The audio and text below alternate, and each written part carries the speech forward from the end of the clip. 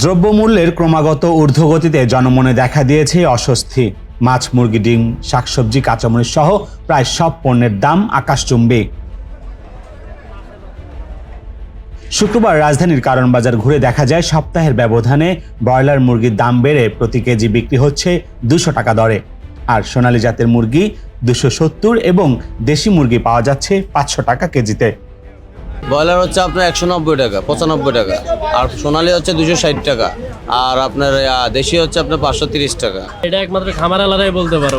ওদের থেকে মেডেলে যারা আছে ওরা দাম বেশি দিয়ে কিনে, আমরা ওদের থেকে কিনি, আমরাও বেশি দিয়ে কিনি। আমরা যেভাবে কিনি ওইভাবে বিক্রি করি, বেশি দিয়ে কিনি, বেশি বিক্রি করি। এদিকে সরকার থেকে ডিমের দাম নির্ধারণ করার পর থেকে আগের চাইতে বাড়তি ডিমের দাম। গেল 2 সপ্তাহ আগেও যে ডিমের ডজন ছিল 150 টাকা, তা আজ বিক্রি হচ্ছে 170 টাকা করে। ভাই সরকার যেটা নির্ধারণ করেছে, সরকারের লগে বাস্তবের লগে কোনো মিল নেই। সরকারের জায়গা থেকে বলছে, আর আমরা আমাদের জায়গা থেকে আমরা বিক্রি করি। সরকারের রেটের লগে আমাদের রেট কোনো মিলিলে কোনো লাভ হইতে না। সরকারে কয়ে দিয়েছে 48 টাকা আলি আর 53 টাকা আলি আমরা জায়গা থেকে কিনে লাগে।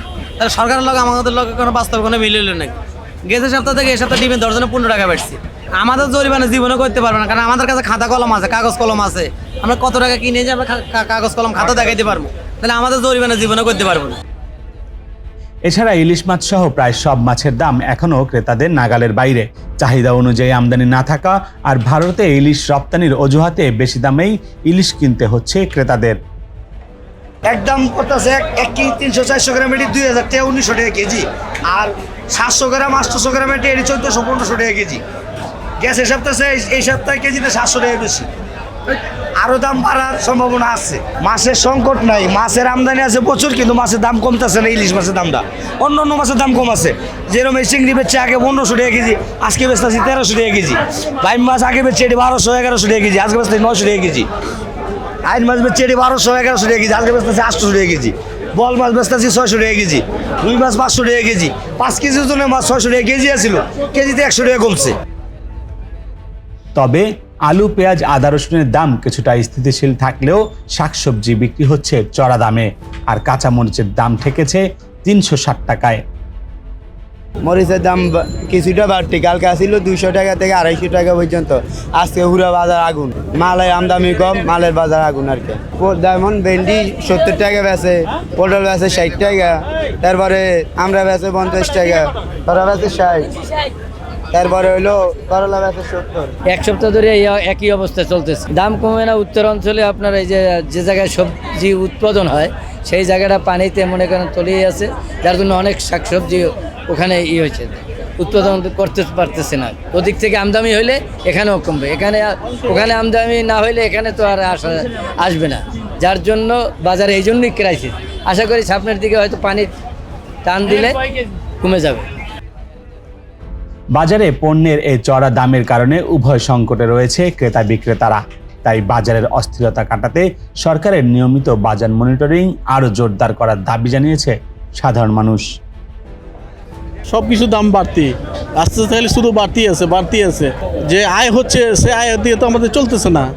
এখন বাজারের ঊর্ধ্বগতির কারণে এখন আমি কিছু কিনতে পারতেছি না। 2 কেজি একটা জিনিস কিনবো, এখন 1 কেজি কিনতেছি।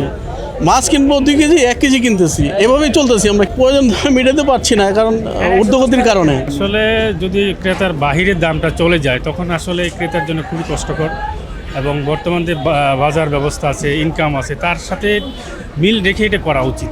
কারণ আমার দৈনিক ইনকাম কত, তার যদি বেশি হয়ে যায় তখন আমাদের চলাফেরা বা আদার্স সব কিছু মিলিয়ে ছেলে মেয়ে পড়াশোনা করা মেনটেন করা টাফ হয়ে যায়। যারা উৎপাদক আছেন তারা যদি সরাসরি বিক্রেতার যারা বিক্রি করেন তাদের কাছে পৌঁছে দিতে পারেন, এবং সেখানে যদি কোনো ব্যারিয়ার না হয়, কোনো ধরনের কোনো কারসাজি বা সিন্ডিকেট এই ধরনের কিছু না থাকে, তাহলে অবশ্যই সেটা উৎপাদক উনিও লাভবান হবেন, যিনি ব্যবসা বিক্রি করতেছেন উনিও লাভবান হবে, এবং সাথে সাথে যারা ক্রেতা জনসাধারণ আছেন তারা কিন্তু কম প্রাইসে আপনার যে কোনো পণ্য বা যে কোনো আমরা যে রেগুলার যে জিনিসপত্রগুলো আমরা কিনি সেগুলো কিন্তু আমরা খুব কম প্রাইসে, রিজনেবল প্রাইসে কিন্তু পাবো।